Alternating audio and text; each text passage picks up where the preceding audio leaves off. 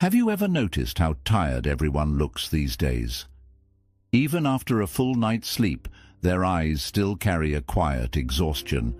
They wake up and reach for their phones before they even rise from bed, endlessly scrolling for something, but finding nothing that truly nourishes them. Why is life like this? But what if the problem isn't the world itself? What if it's how we carry the world within us?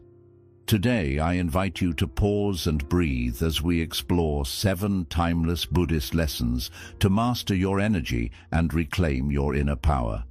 And stay with me until the end, because there is a special bonus lesson waiting for you, a powerful truth that could change how you live each day from this moment forward. Lesson 1. Awareness, the first gate to power. Imagine walking through a dark forest at night with no lantern in your hand. Every step is filled with uncertainty. You'd trip over roots you cannot see. You'd lose your path again and again, and fear grows with every sound in the shadows. This is how most people live, moving through life without awareness, stumbling through days and weeks with no real understanding of where their energy is going or why they feel so tired inside. Buddhist wisdom teaches that awareness is the first gate to power. It is like turning on an inner lamp. When the lamp of awareness glows within you, suddenly everything becomes clear. You see your thoughts for what they are, passing clouds in a vast sky. You notice your feelings without drowning in them. You recognize when your energy is being wasted on worries, distractions, and pointless mental noise. There is a simple yet powerful metaphor in Buddhism. A mind without awareness is like water leaking from a cracked vessel. No matter how much energy you pour into your life, it keeps draining away without awareness to hold it. Your energy leaks. Through restless scrolling, through conversations that drain your peace, through thoughts that circle around regrets of the past or fears of the future, without awareness, you become exhausted, not because of how much you do, but because of how you carry your mind. So how can you build this awareness in daily life? It begins with small moments. Right now, pause and take a deep breath. Feel the air entering your body, expanding your lungs and leaving softly. Notice your feet touching the ground, your shoulders relaxing. These simple check-ins, mindful breathing, scanning your body, observing your thoughts without judgment, are ways to keep your awareness alive. When a thought arises, simply see it as a visitor. Do not push it away or invite it to stay for tea. Just watch it arrive and watch it leave. When an emotion rises like a sudden wave, do not let it drown you. Feel it fully, breathe through it, and let it pass like clouds, drifting across the vast sky of your awareness. Awareness does not require hours of meditation in a monastery. It is built in small, consistent moments throughout your day. When you drink water, feel its coolness on your lips. When you walk, feel the earth holding your feet. When you speak, hear your own words. When you listen, be fully there without planning your reply. Each of these moments strengthens the lamp within you, keeping your energy collected, bright and clear. To ask yourself right now, gently but honestly, where is my energy flowing today? Is it leaking into worries that do not serve you? Is it trapped in anger or regret? Or is it flowing into actions, thoughts and words that bring peace, growth and clarity to your life? Remember, awareness is not just the first lesson, it is the foundation of every lesson that follows. Without it, all wisdom remains hidden in the dark. But with it, your path becomes illuminated, and you begin to walk through life with calmness, purpose, and true inner power. Lesson 2. Boundaries, the art of sacred protection. Picture a peaceful monastery deep in the mountains. Its walls stand resolutely against the fierce winds, its gates close softly at dusk, and behind those walls there is peace, chanting monks, soft candles, and a sense of profound calm. Those walls were not erected to exclude life. They were erected to guard the sacred quiet within. Similarly, boundaries are the safe monastery that guards your spirit. They are not to keep the world out, but to preserve your peace and maintain your energy's safety. And yet so many of us live our lives with no walls whatsoever. We open the floodgates to everyone's demands, expectations and dramas, like a river without banks, washing away our calmness and clarity. We agree when we disagree. We answer calls when we yearn for quiet. We pack our schedules with commitments that leave us depleted, without room to sit, breathe, and simply be. Buddhism instructs that guarding your energy is not selfishness, but an act of profound compassion for yourself. For only when your own vessel is full can you overflow into the world without bitterness or fatigue. Saying no without guilt is a spiritual discipline. It is deciding to respect your needs over betraying them for the sake of others. Consider this. When you agree to something that drains you, you are quietly saying no to your own peace. You're saying no to the silence that might feed your mind, the rest that might mend your body, and the quiet time that might get you reconnected to your purpose.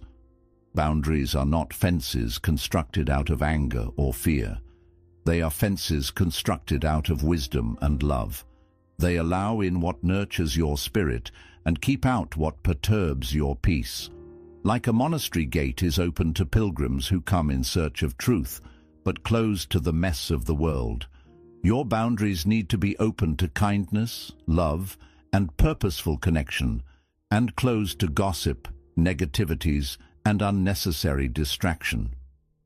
Reframe boundaries in your mind. They are not selfish acts, they are acts of spiritual discipline. They are reminders that your life, your time, and your energy are precious and sacred. Just as a monk guards the silence of his temple, you must guard the calmness of your inner world. Ask yourself today, where do I need to shore up walls around my peace? Where am I allowing the world's noise to silence my own soul's quiet voice? Remember, every time you respect your boundaries, you are respecting your life.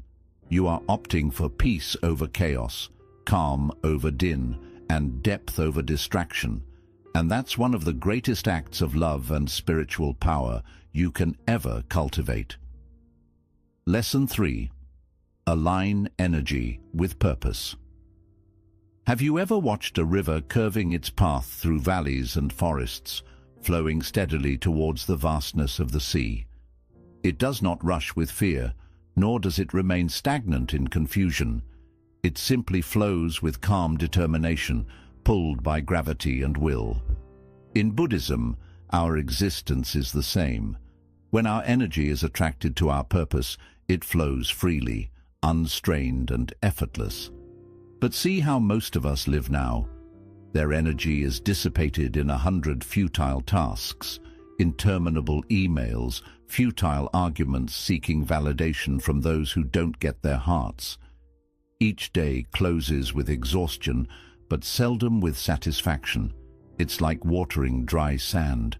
It vanishes, leaving no sign of growth. When you are living without purpose, your energy is restless and unquiet. You may be busy, but in your heart there is an emptiness, a quiet ache that yearns to whisper, "There's got to be more to life than this." Buddhism teaches that your purpose is not to master great titles or to impress the world. It is to align your actions with your deepest values, with what fills your heart with peace and your days with meaning. Then politely ask yourself today, what is my real purpose beyond just survival? What breathes life into your soul? What is it that fills you with peaceful happiness even when you are by yourself? Perhaps it is creating something beautiful. Perhaps it is healing, teaching, leading or learning to live with compassion and understanding. Your call does not need to be significant to the world. It only needs to be true to you. Once you discover your purpose and direct your energy toward it, everything shifts. Choices are simpler. Distractions are no longer the king. Every step you make is purposeful because you know where you are headed and why you are headed in that direction. Your energy becomes that river, flowing steadily and forcefully to its true destination. But do remember that discovering purpose is not an epiphany. It is a conscious practice of self-awareness and truth. It is waking up each morning and asking yourself, how can I live today in a way that is congruent with what matters most? When your life runs with purpose, you are no longer split and depleted. You feel rooted, like a tree that remains strong in all the seasons. Your energy is no longer spent on what doesn't matter. Rather, it is funneled into your growth, your inner peace, and your quiet but mighty journey to the ocean of your authentic self. Lesson 4. Recharge daily, the Buddhist way. Imagine there is a candle lit softly in a dark room. Its flame glows softly, casting a soft, warm light in the darkness. But if the candle is neglected, if its wick is never cut, and it is left to the harsh blasts of wind, its flame will fade, dwindle, and be extinguished. The mind is the same candle. Without care, without times of quiet refuge, it too begins to burn out. In our current age, resting is mistaken for laziness. People work themselves to exhaustion, idealizing fatigue as proof of their value. But Buddhism teaches that wisdom lies in resting. Resting isn't a waste of time. Resting is merely about filling the temple of your existence so your flame will continue to burn brightly, lighting up your life and the lives of those you touch. Buddhist rest is wakeful rest. It is not merely lying down or sleeping with the mind burdened with worry. It is mindful restoration. It is sometimes meditation, sitting quietly, observing your breath, feeling each inhale and exhale as a gift of life. It is sometimes walking slowly in nature, feeling the leaves rustle, the birds sing, the soft thud of your own feet on the earth. And sometimes it is simply sitting in silence, doing nothing but being present with yourself, without shame or obligation. These easy practices, meditation, mindful walking, quiet sitting, and aware breathing, are like trimming the wick of your candle and shielding it from gusty winds. They ground your mind, calm your energy, and strengthen your spirit. Think about it. When you return to yourself in peace, you're not retreating from life. You're stepping deeper into it because from there you're unclouded. You begin to see what truly matters. You navigate your days more smoothly and less roughly. Your words are gentle. Your deeds are thoughtful. Your very presence becomes a healing to other people. Ask yourself today, when did I last rest? Not from weariness, but from love of self. You don't need to work to earn rest by burning out. Rest is your birthright. It is a natural rhythm of life, like the space between breaths, like the quiet between thoughts, like the darkness that gives rise to the dawn. So each day, take a few moments to reignite your inner fire. Secure it with quiet, feed it with peace, and let your life shine with the calm, steady light of a well-tinted candle, with wisdom and compassion. Lesson 5. Surround yourself with energy multipliers. Have you ever stood next to a quiet lake in the morning? The water is so calm that it mirrors the sky exactly. When you stand there, you are calm, quiet, and clear. Now picture standing next to a stormy ocean. Waves crashing, winds screaming, the air heavy with upheaval. You are agitated, strained, almost lost in its chaos. In life, the people you stand with are like these waters.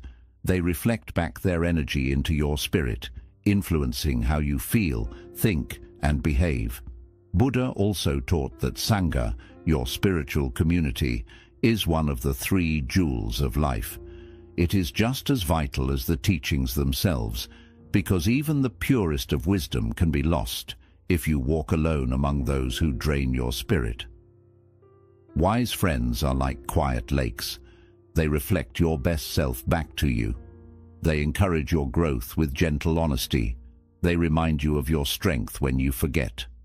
Their energy multiplies yours, lifting you higher in silent ways. But if you are around those who gossip, complain, or get sidetracked with negativity, their energy taints you like dark color in clear water. You wake up one day to find your mind restless, your hope dwindling, and your peace disrupted by storms that were never yours to start with. This is why selecting your Sangha is a spiritual practice. It is not a matter of judging others, but of guarding your path. It is seeing that your energy is a valuable thing, and like a seed requires the proper soil to develop. Associate with those who see your light, not those who cower in fear of its radiance. Be tolerant with those who are happy for your growth, not those who resentfully fight against it. Besides humans, think of the places you inhabit daily, your home, your workplace, the coffee shops you hang out at, the online spaces you mindlessly scroll. They're all silent companions, shaping your energy without you even realizing it. A cluttered, chaotic space breeds a chaotic, cluttered mind. A space of serenity, simplicity, and beauty nurtures your soul. Like morning sun brightens the earth, even your cyberspace is not spared. Who you are following, what you are reading, what you are hearing in the news, all of it enters your mind and affects your energy. If your feeds are filled with fear, anger, or noise, how can your mind be peaceful? Keep your cyber Sangha as you keep your physical Sangha. Follow teachings that inspire you, stories that uplift you, and wisdom that soothes your heart. Take a few minutes today sitting in quietness and asking yourself, who are the lakes in my life and who are the storms? And quietly ask yourself, what spaces, physical or virtual, do I need to let go in order to guard my peace? Remember, having energy multipliers in your life is not loneliness, it is alignment. It is choosing to walk your path with those who bear candles, not swords in their hands, who build bridges, not walls, and who are surrounding you to remind you that peace is not something to search for, it is something to return to, again and again. Lesson 6. Transmute negative energy into wisdom. We often think of our negative emotions as enemies to be conquered. Anger, fear, sadness, jealousy. We push them away, hide them behind forced smiles, or let them explode uncontrollably, leaving ashes behind. But Buddhism teaches a gentler, wiser way. It reminds us that negative emotions are not enemies. They are unrefined wisdom, waiting to be transformed. Think of anger as fire. Fire can destroy, burning down forests, homes, and everything we hold dear.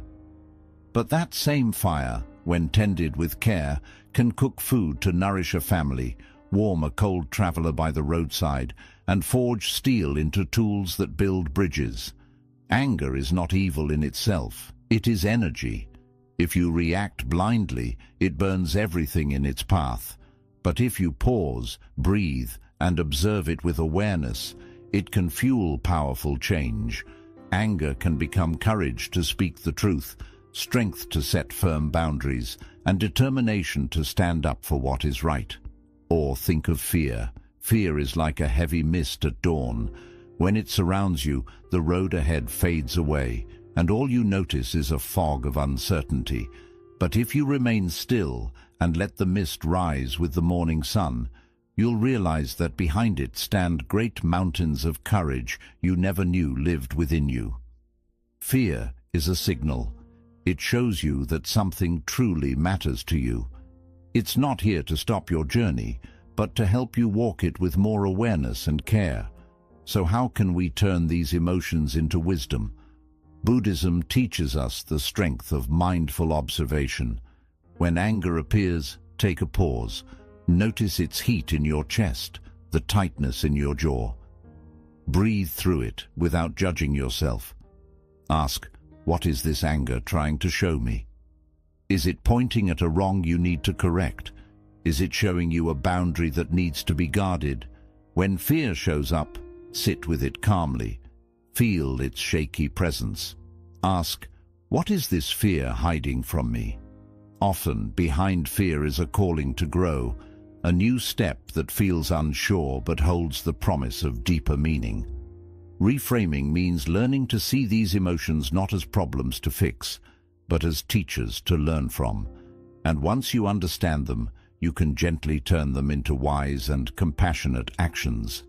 Anger becomes confident truth. Fear becomes calm courage. Sadness turns into gentle empathy.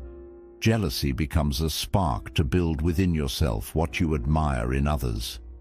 Remember, transformation begins with acceptance. When you push your emotions away, they grow stronger in the corners of your mind. But when you welcome them with mindfulness, they soften and begin to reveal their hidden lessons.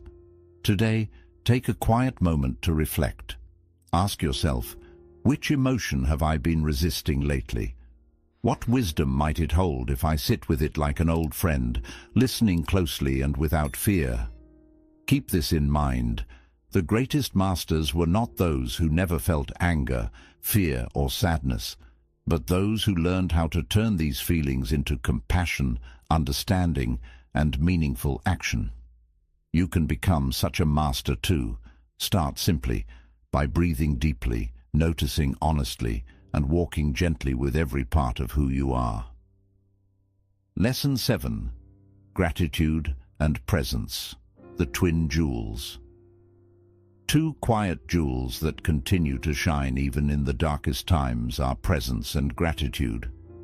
They are like twin lotuses blooming in the muddy waters of life, reminding us that beauty and peace are not tied to perfect conditions. Gratitude is the choice to notice the lotus blooming in the mud. It's the quiet habit of seeing what is good, what is beautiful, and what already exists, instead of focusing only on what's missing. As you train your mind in gratitude, you shift from a sense of silent lack to a quiet feeling of abundance. You begin to notice the small miracles, the warmth of sunlight on your skin, the kindness in a stranger's smile, the gentle rhythm of your breath rising and falling like ocean waves, keeping you alive with each moment. It's easy to move through the day, focused only on what's missing. An untrained mind wanders restlessly, always searching for problems to solve, dangers to avoid, and wounds to protect. But gratitude gently interrupts this pattern. It speaks in a quiet voice. Look more closely. There is beauty here too. Over time, thankfulness reshapes the heart into rich soil where joy and peace can grow, even in the harshest surroundings. And then there is presence, the second jewel. If gratitude is noticing the lotus bloom, then presence is feeling the cool water that surrounds it, without needing to touch. Presence is the art of being fully here, complete in this moment, without trying to hold on to it or push it away. It means allowing life to move through you just as it is, without resistance or judgment. When you live in presence, you meet life with closeness. Eating becomes meditation. Walking becomes a form of prayer. Listening becomes an expression of love. Presence brings you back to yourself again and again. It reminds you that peace isn't found in some future you're chasing or in a past you're clinging to. Peace is here, in this breath, in this very moment, still unfolding. Together, presence and gratitude create a life filled with quiet abundance. Gratitude teaches your mind how to live with a sense of abundance. Presence teaches your spirit how to live fully in the moment.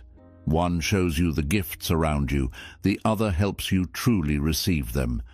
When practiced side by side, they form a strong foundation of peace, clarity, and joy.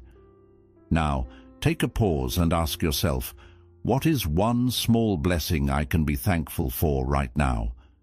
Then ask, am I truly here in this moment, or has my mind drifted to a place where my body is not?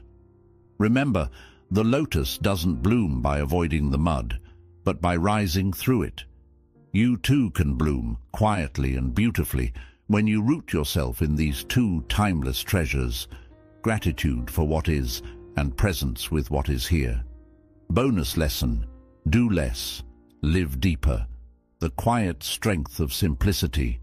Have you ever noticed how the tallest trees stand silently, how the deepest rivers flow gently, and how the calmest people carry a quiet strength? They share a secret, the wisdom of doing less and living more deeply. In a world that praises being busy, we wear our tiredness like a symbol of success. We fill our days with tasks, messages, errands, and endless scrolling, chasing a feeling of meaning. But Buddhism shares a truth that gently cuts through all that noise. The more you chase life, the more peace slips away from you. Doing less doesn't mean giving up your dreams or being lazy. It means removing what's not essential, so what truly matters has space to grow. Think of a gardener trimming a tree. If he never removes the dead branches, the healthy ones can't thrive. In the same way, when you stop filling your time with empty tasks, your life begins to deepen and show quiet beauty. Here's a powerful practice for today. Pause and ask yourself, if I could only do 3 things today that truly matter to my heart and future, what would they be? Then gently let go of the rest. At first, fear may rise. Fear of missing out, fear of letting others down, or being seen as unproductive. But if you breathe through that fear, you'll find freedom waiting on the other side. Because life isn't measured by how much you do, but by how deeply you live each moment. A simple day, lived with calm awareness, loving purpose, and gentle focus, brings more joy than a lifetime of rushing. Remember, even the sun doesn't hurry to rise, yet it lights up the whole world. So today, choose to do less, but live more deeply. Sit quietly with yourself, sip your tea slowly, walk without your phone, and listen with your full attention when someone speaks. Work with focus and care, not with urgency. And above all, remember this truth: your worth is not measured by how much you achieve, but by how deeply you live. Let your life be like the lotus, rooted in stillness, rising through the mud, and blooming quietly for the world to witness. Conclusion. As we reach the end of this journey together, hold on to this simple truth. Mastering your energy is mastering your life. Your energy shapes your thoughts, drives your actions, and gently forms the rhythm of your days.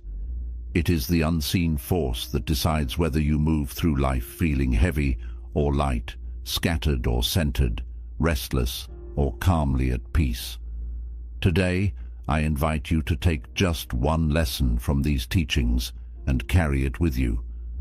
Perhaps it's practicing mindful awareness, creating strong yet kind boundaries, aligning your energy with your purpose, recharging with intention, surrounding yourself with uplifting people, turning difficult emotions into wisdom, or simply resting in the quiet gifts of gratitude and presence. Start with just one. Let it guide you softly, like the first light of dawn, leading the world out of darkness.